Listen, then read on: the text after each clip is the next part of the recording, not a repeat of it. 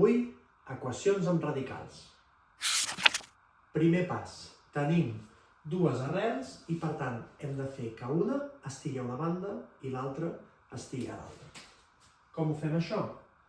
Passem aquesta segona arrel a l'altra banda sumant. Sí? Que aquí està en negatiu i aquí està en positiu. Segon pas, hem d'elevar una banda i l'altra de l'equació al quadrat. I per tant ens quedarà arrel de 3x més 3 al quadrat i 1 més arrel de 8 menys 2x al quadrat. Aquesta és molt fàcil d'eliminar perquè és una arrel que està elevada al quadrat i per tant es pot treure. I tenim 3x més 3. Aquí, en canvi, hi ha una suma i aquesta suma d'aquí al mig és la que ens fa que es compliqui una mica l'operació. Per què? Això és una suma que està al quadrat, per tant, és com si fos això, però posat dues vegades amb l'arrel. Quan tenim això posat dues vegades, el que hem de multiplicar és aquest per aquest, aquest per aquest, aquest per aquest i aquest per aquest. Per tant, hi haurà 4 termes. 1 per 1 és fàcil, 1. 1 per arrel de 8 menys 2x serà arrel de 8 menys 2x. Arrel de 8 menys 2x per 1 serà arrel de 8 menys 2x i arrel de 8 menys 2x per arrel de 8 menys 2x serà arrel de 8 menys 2x elevat al quadrat. Torna a ser el mateix que aquest cas, és una arrel que està elevada al quadrat. Per tant, també la podrem treure. Pas 3. Ara tenim una altra equació i el que hem de fer és tornar-la a ordenar. Com ho fem? Com que aquestes dues arrels ara són iguals, es poden ajuntar. I per tant, com que el coeficient és 1 i 1, ens quedarà 2 arrel de 8 menys 2x. Sí? Això ho deixem a una banda. I tota la resta de monomis que estan a l'equació la posem a l'altra banda. Per tant, el 3x més 3 el deixarem igual, aquest 1 passa restant, aquest 8 passa restant i aquest 2x passa sumant. Un cop tenim això, ho ajuntem. I per tant serà 5x, 3 més 2, 5, i això 3 menys 1, 2, menys 8, menys 6. I a l'altra banda, el que ja teníem.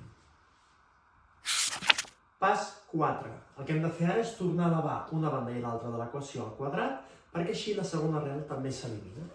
I per tant ens queda 5x menys 6 al quadrat i 2 arrel de 8 menys 2x al quadrat. Compte, aquest 2 també està elevat al quadrat. Us poso un exemple més senzill. 2x al quadrat. Com ho resoldríem això? Això és 2 al quadrat per x al quadrat. Per tant, 4 per x. Sí? La similitud d'això amb això és a banda d'aquesta equació, és que tenim el 2 per l'arrel. Per tant, aquí el que haurem de fer és elevar el 2 al quadrat i també elevar l'arrel al quadrat. Per tant, ens quedarà 2 al quadrat és 4 i com que és una arrel al quadrat, simplement eliminem l'arrel i posem el parèntesi. A l'altra banda de l'equació tenim un binomi que s'està restant, que és el quadrat. Per tant, hem de tornar a utilitzar la forma de posar els dos parèntesis i multiplicar-ho tot per tot. Per tant, 5x per 5x, 25x quadrat, 5x per menys 6, menys 30x, menys 6 per 5x, menys 30x, i menys 6 per menys 6, més 36. Sí? Ara això ho podem anar ajuntant.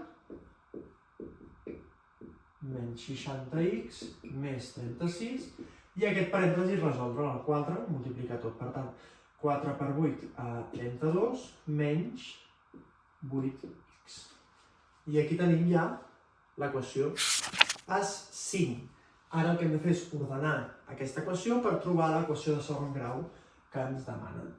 Per tant, aquesta es queda així, aquí afegim aquest passa sumant, el més 36 el deixem igual, i el 32 passa restant.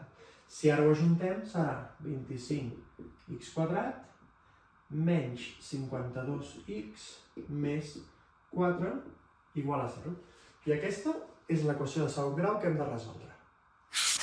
El pas 6 seria resoldre aquesta equació de segon grau, però me'l saltaré perquè una equació de segon grau s'ha d'aplicar la fórmula i en principi ja ho sabem fer.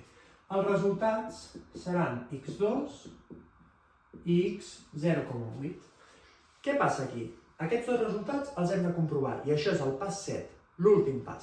Com els comprovem? Hem de col·locar aquestes x a l'equació inicial i, per tant, afegir el 2, aquí hem afegit el 2, i també afegim el 0,8.